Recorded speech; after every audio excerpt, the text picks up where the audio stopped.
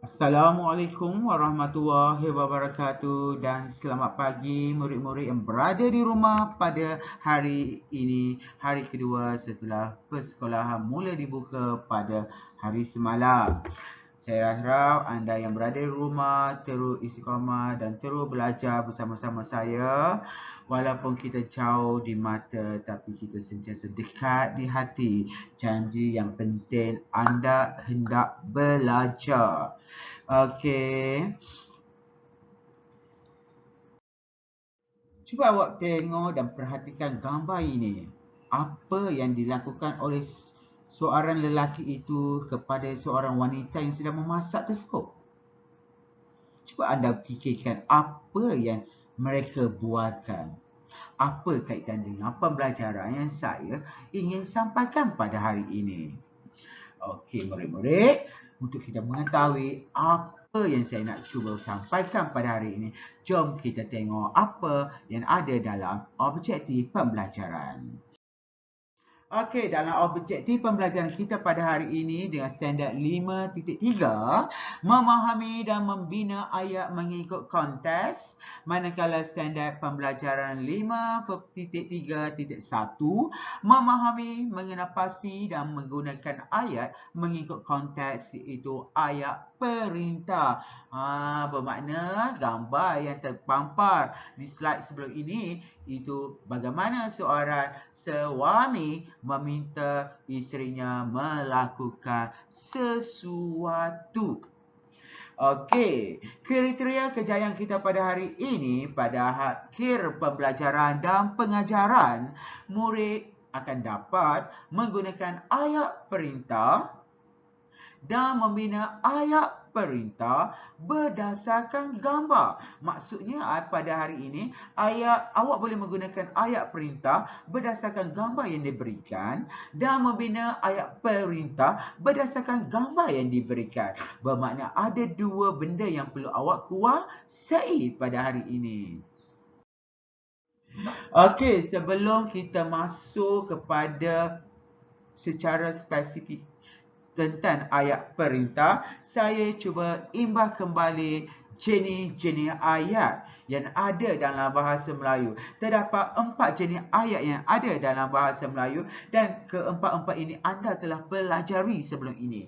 Okey murid-murid, ayat penyata. Ayat yang menerangkan tentang sesuatu.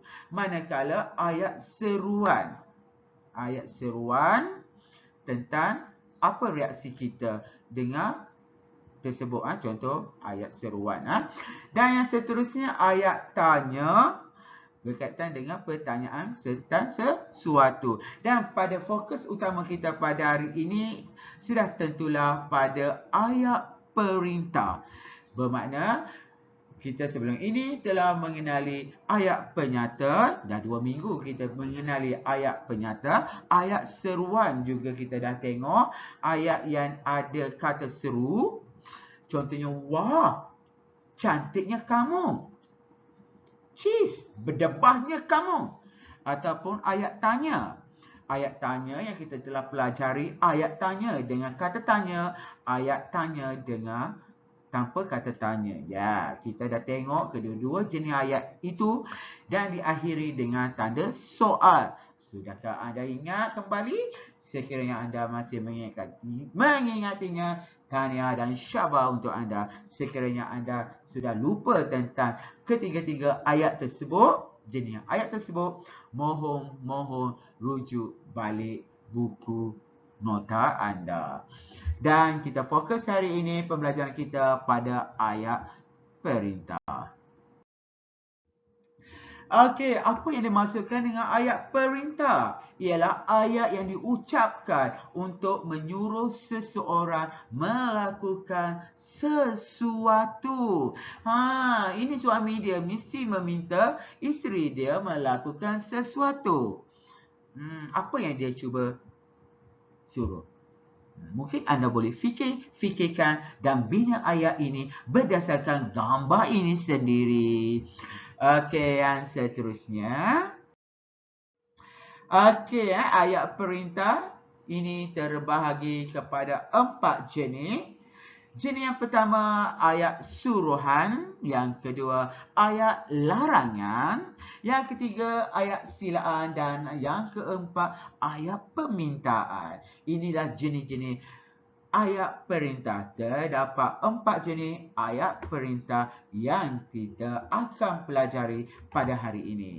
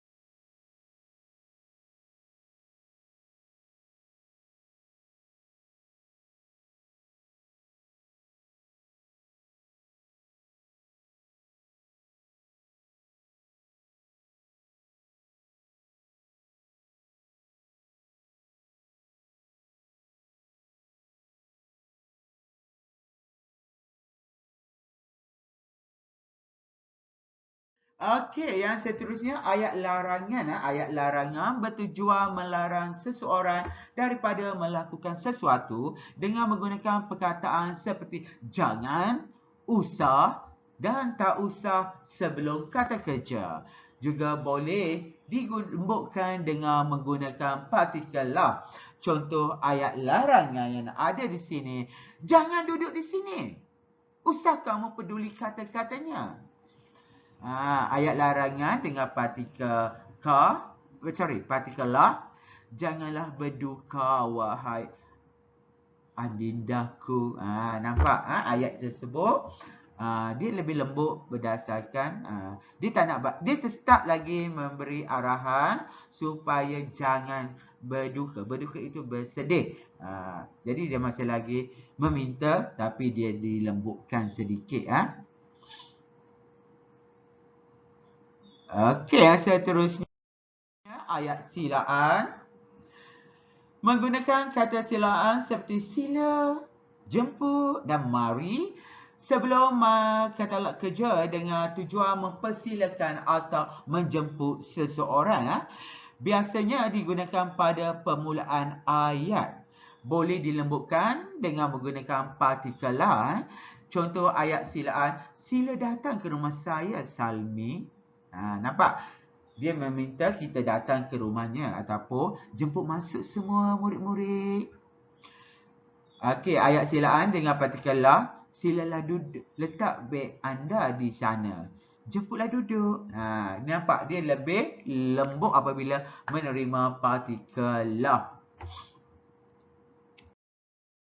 Okey, yang seterusnya, yang terakhir ialah ayat permintaan. Ayat yang menggunakan kata permintaan seperti minta dengan tujuan memohon pertolongan atau memohon permintaan. Contoh ayat, minta Tuan izinkan kami masuk.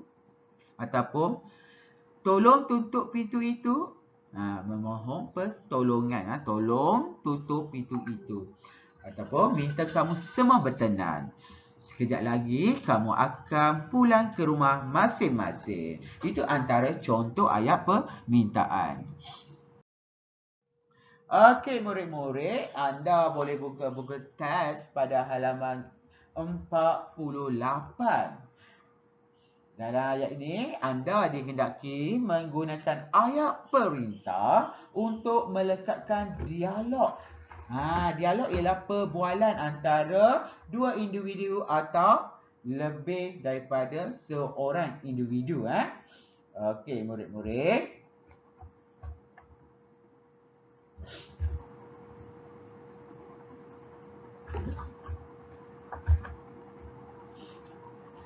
Okey, jom kita baca-baca bersama harumnya daun kesum. Kita bercerita tentang daun kesum. Awak kenal tak daun kesum? Kalau awak biasa makan laksa Penang, okey, dalam tu ada daun kesum yang bagi tu banyak. Okey, ayah, ini adalah antara perbualan Aisyah dan Hasan. Ada perbualan antara ayahnya dan Hasan. Okey, Hasan, tolong ambil botol plastik yang dipotong itu. Baiklah ayah, saya akan mengambil botol plastik itu. Sila masukkan tanah ke dalam botol itu. Baiklah ayah, tolong botol itu akan ditanam pokok apa? Botol itu akan ditanam pokok apa? Ini ialah ayat tanya ya, betul murid-murid? Harap kamu dapat menanam pokok kesum di dalam botol itu. Baiklah ayah, selepas itu apakah yang perlu saya buat? Okey, nampak? Ini ialah perbualan ayah dia nak dan Hasan untuk menanam pokok kesum. Okey, ayah, tolong siram. Tolong siram. Tolong siram. Apa ayat yang sesuai berdasarkan gambar ini?